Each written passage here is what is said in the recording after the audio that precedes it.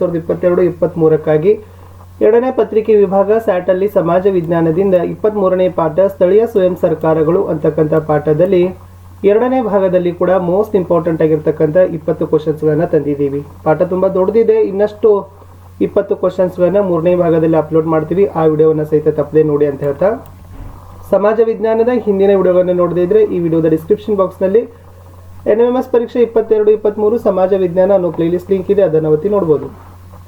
ದಯಮಾಡಿ ವಿಡಿಯೋಗಳನ್ನು ಲೈಕ್ ಹಾಗೂ ಶೇರ್ ಮಾಡಲು ಮರೆಯದಿರಿ. ನೀವು ಫಸ್ಟ್ ಟೈಮ್ ನಮ್ಮ ಯೂಟ್ಯೂಬ್ ಚಾನಲ್ನ ವಿಡಿಯೋಗಳನ್ನು ವಾಚ್ ಮಾಡ್ತಿದ್ರೆ ಸಬ್ಸ್ಕ್ರೈಬ್ ಜೊತೆಗೆ ಬೆಲ್ ಐಕಾನನ್ನು ಅವಶ್ಯವಾಗಿ ಒತ್ತಿಕೊಳ್ಳಿ. ಇದರಿಂದ ಮುಂಬರ್ತಕ್ಕಂಥ ವಿಡಿಯೋಗಳ ನೋಟಿಫಿಕೇಶನ್ ತಾವು ಫಸ್ಟ್ ಆಗಿ ಪಡಿತೀರಿ.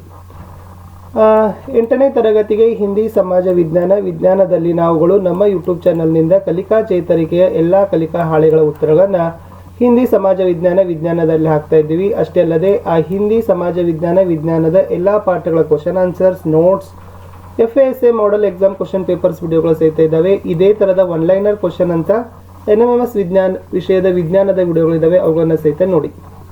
ಸೊ ಶುರು ಮಾಡೋಣ. ಇವತ್ತು ಮೋಸ್ಟ್ ಇಂಪಾರ್ಟೆಂಟ್ ಆಗಿರ್ತಕ್ಕಂಥ 23ನೇ ಪಾಠ ಸ್ಥಳೀಯ ಸ್ವಯಂ ಸರ್ಕಾರಗಳು ಪಾಠದಲ್ಲಿ ಎರಡನೇ ಭಾಗದಲ್ಲಿ ಇಂಪಾರ್ಟೆಂಟ್ ಆಗಿರ್ತಕ್ಕಂಥ 20 ಕ್ವಶನ್ ಆನ್ಸರ್ಸ್ಗಳನ್ನ. ಪ್ರಶ್ನೆ 21, ಗ್ರಾಮ ಪಂಚಾಯಿತಿಯ ಕಾರ್ಯಪಾಲನೆಗಾಗಿ ಪೂರ್ಣಾವಧಿ ನೇಮಕವಾಗಿರುವ ಅಧಿಕಾರಿ ಯಾರು?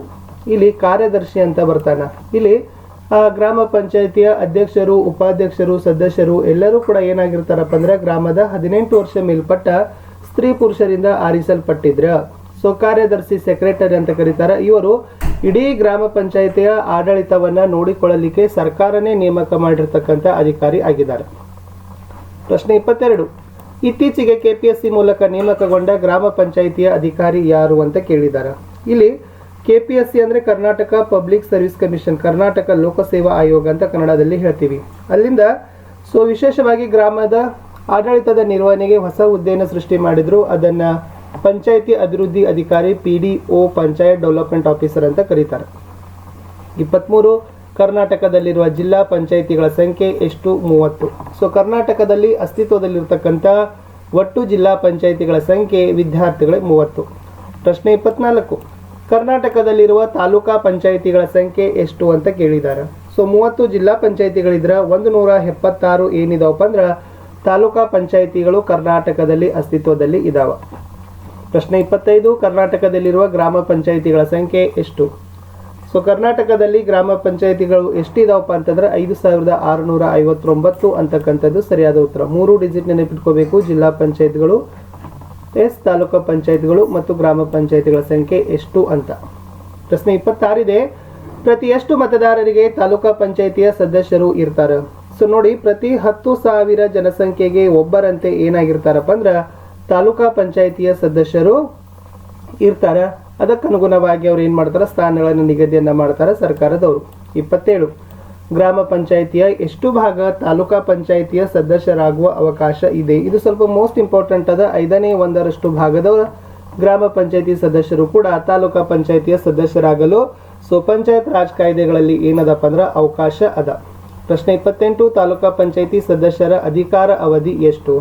ಇಲ್ಲಿ ಎಲ್ಲ ಸ್ಥಳೀಯ ಸರ್ಕಾರಗಳು, ಅದು ಗ್ರಾಮ ಪಂಚಾಯತ್ ಇರ್ಬೋದು, ತಾಲೂಕಾ ಪಂಚಾಯತ್ ಇರ್ಬೋದು, ಜಿಲ್ಲಾ ಪಂಚಾಯತ್ ಇರ್ಬೋದು, ಈ 3 ಸ್ಥಳೀಯ ಸರ್ಕಾರಗಳ ಒಂದು ಆಡಳಿತದ ಅವಧಿ 5 ವರ್ಷ ಇರ್ತದೆ. ಅಲ್ಲಿ ಆಯ್ಕೆಯಾಗಿರ್ತಕ್ಕಂಥ ಜನಪ್ರತಿನಿಧಿಗಳ ಅವಧಿನೂ ಕೂಡ ಏನಾಗಿರ್ತದೆ ವಿದ್ಯಾರ್ಥಿಗಳೇ 5 ವರ್ಷನೇ ಆಗಿರ್ತದೆ. ಪ್ರಶ್ನೆ 29ಕ್ಕೆ ಹೋಗೋಣ. ಗ್ರಾಮ ಪಂಚಾಯತಿ ಸಭೆಗಳಲ್ಲಿ ಯಾರು ವಿಶೇಷವಾಗಿ ಭಾಗವಹಿಸಬಹುದು?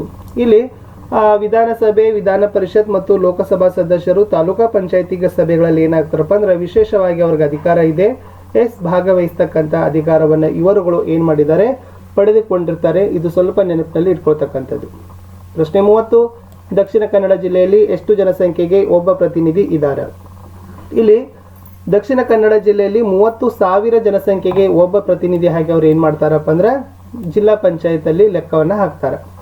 31ರಲ್ಲಿ ಕೊಡಗಿನಲ್ಲಿ ಎಷ್ಟು ಜನಸಂಖ್ಯೆಗೆ ಒಬ್ಬ ಜಿಲ್ಲಾ ಪಂಚಾಯತ್ ಪ್ರತಿನಿಧಿ ಇರ್ತಾರೆ ಅಂದ್ರೆ 18,000 ಅಂತ ಕೊಡಗಿನಲ್ಲಿ ಇದೆ.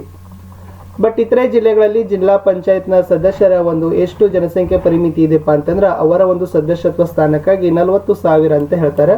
ಅದು ಇತರೆ ಜಿಲ್ಲೆಗಳಿಗೆ ಅನ್ವಯ ಆಗ್ತಕ್ಕಂಥದ್ದು. ಅಂದರೆ ವಿಶೇಷವಾಗಿ ದಕ್ಷಿಣ ಕನ್ನಡ ಮತ್ತು ಕೊಡಗು 2 ಜಿಲ್ಲೆಗಳನ್ನು ಹೊರತುಪಡಿಸಿದರೆ ಎಲ್ಲ ಜಿಲ್ಲೆಗಳ ಒಂದು ಜಿಲ್ಲಾ ಪಂಚಾಯತ್ ಸದಸ್ಯರ ಸ್ಥಾನ ನಿಗದಿಗಾಗಿರ್ತಕ್ಕಂಥ ಒಟ್ಟು ಜನಸಂಖ್ಯೆ ಎಷ್ಟು ನಿಗದಿ ಮಾಡಿದಾರ 40,000 ಅಂತ ಹೇಳ್ಬೋದು. ತಾಲೂಕಾ ಪಂಚಾಯಿತಿಯಲ್ಲಿ ಎಷ್ಟು ತಿಂಗಳಿಗೊಮ್ಮೆ ಆದರೂ ಕನಿಷ್ಠ ಸಭೆ ನಡಿಬೇಕು ಅಂತ ಕೇಳ್ತಾರೆ. 2 ತಿಂಗಳಿಗಾದರೂ ಕೂಡ ಕನಿಷ್ಠ ಸಭೆ ಏನು ಮಾಡ್ತಾರೆ, ನಡೀತಾರೆ. ಬಟ್ ತುರ್ತು ಸಮಯದಲ್ಲಿ ಯಾವಾಗ ಬೇಕಾದಾಗ ಸಭೆಗಳು ಇರ್ತಾವ. 34 ತಾಲೂಕಾ ಪಂಚಾಯಿತಿಯ ಆಡಳಿತದ ಸುಗಮ ನಿರ್ವಹಣೆಗೆ ಯಾವ ಅಧಿಕಾರಿ ಇರುವರು. ಇಲ್ಲಿ ಅಧಿಕಾರಿ ಅಂತ ಬರ್ತದೆ. ಕಾರ್ಯನಿರ್ವಾಹಕ ಅಧಿಕಾರಿ ಅಂತ ಕರೀತಾರೆ. ಎಸ್, ಕಾರ್ಯನಿರ್ವಾಹಕ ಅಧಿಕಾರಿಗಳು ಏನು ಮಾಡ್ತಾರಪ್ಪ ಅಂತಂದ್ರೆ ತಾಲೂಕಾ ಪಂಚಾಯಿತಿಯ ಆಡಳಿತ ಸುಗಮ ನಿರ್ವಹಣೆಗೆ ಇರ್ತಾರೆ. KS ಶ್ರೇಣಿಯ ಅಧಿಕಾರಿಗಳು ಇವರು ಏನಾಗಿರ್ತಾರಪ್ಪ ಅಂದ್ರೆ ಎಕ್ಸಿಕ್ಯೂಟಿವ್ ಆಫೀಸರ್ ಅಂತ ಕರೀತಾರೆ, ಇವರು ಇರ್ತಾರೆ. ಜಿಲ್ಲಾ ಪಂಚಾಯಿತಿಯ ಆಡಳಿತ ನಿರ್ವಹಣೆಗೆ ಇರುವ ಅಧಿಕಾರಿ ಯಾರು ಅಂತ ಕೇಳಿದ್ದಾರೆ. ಮುಖ್ಯ ಕಾರ್ಯನಿರ್ವಹಣಾಧಿಕಾರಿ, ಅದನ್ನ CEO ಅಂತ ಕರೀತಾರೆ. ಚೀಫ್ ಎಕ್ಸಿಕ್ಯೂಟಿವ್ ಆಫೀಸರ್ ಅಂತ ಕರೀತಾರೆ. ಓಕೆ, CEO ಅವರು ಜಿಲ್ಲಾ ಪಂಚಾಯತಿಲಿ ಇರ್ತಾರೆ. ಕಾರ್ಯನಿರ್ವಹಣಾಧಿಕಾರಿ EO ಅಂತಾರೆ, ಅದನ್ನ ಎಕ್ಸಿಕ್ಯೂಟಿವ್ ಆಫೀಸರ್ ಅಂತಾರೆ. ಅದನ್ನ ತಾಲೂಕಾ ಪಂಚಾಯತಿಯಲ್ಲಿ ಇರ್ತಾರೆ. ಬಟ್ ಗ್ರಾಮ ಪಂಚಾಯತಿಯಲ್ಲಿ PDOಗಳೇ ಇರ್ತಾರೆ. ಪ್ರಶ್ನೆ 36, ಜಿಲ್ಲಾ ಪಂಚಾಯತ್ ಅಧ್ಯಕ್ಷ ಮತ್ತು ಉಪಾಧ್ಯಕ್ಷರ ಆಡಳಿತದ ಅವಧಿ ಎಷ್ಟದ ಅಂತ ಕೇಳಿದ್ದಾರೆ. ನೋಡಿ, ಈ ಜಿಲ್ಲಾ ಪಂಚಾಯತ್ ಅಧ್ಯಕ್ಷ ಮತ್ತು ಉಪಾಧ್ಯಕ್ಷರ ಆಡಳಿತದ ಅವಧಿ 30 ತಿಂಗಳು ಏನಾಗಿರ್ತದಪ್ಪ ಅಂದ್ರೆ ಇರ್ತದ. ಬಟ್ ಒಟ್ಟಾರೆ ಆಗಿರ್ತಕ್ಕಂಥ ಅವಧಿ 5 ವರ್ಷನೇ ಜಿಲ್ಲಾ ಪಂಚಾಯತಿದ್ದು ಇರ್ತದ. ಪ್ರಶ್ನೆ 37, ಜಿಲ್ಲಾ ಪಂಚಾಯತಿಯ ಆಯ್ಕೆಯಾದ ಅಧ್ಯಕ್ಷರಿಗೆ ಏನಂತೂ ಕರೀತಾರೆ ಅಂತ ಕರೀತಾರೆ. ಜಿಲ್ಲಾ ಪಂಚಾಯತಿಲಿ ಆಗಿರ್ತಕ್ಕಂಥ ಅಧ್ಯಕ್ಷರಿಗೆ ಏನಂತ ಕರೀತಾರಪ್ಪ ಅಂದ್ರೆ ಜಿಲ್ಲಾಧ್ಯಕ್ಷರು ಅಂತಾನೂ ಕೂಡ ಏನ್ ಮಾಡ್ತಾರೆ, ಕರೀತಾರೆ. ಜಿಲ್ಲಾ ಪಂಚಾಯತಿಯ ಅಧ್ಯಕ್ಷರ ಗೈರು ಹಾಜರಿಯಲ್ಲಿ ಸಭೆಯ ಅಧ್ಯಕ್ಷತೆಯನ್ನು ಯಾರು ವಹಿಸ್ತಾರೆ ಅಂತ ಕೇಳ್ತಾರೆ, ಉಪಾಧ್ಯಕ್ಷರು. ಇನ್ ಕೇಸ್ ಏನಾದರೂ ಸಭೆ ಕಲಾಪಗಳು ನಡಿಬೇಕು, ಅದರ ಎಲ್ಲ ಒಂದು ಅಧ್ಯಕ್ಷತೆ ಜಿಲ್ಲಾ ಪಂಚಾಯತ್ ಅಧ್ಯಕ್ಷರೇ ಇರ್ತಾರೆ.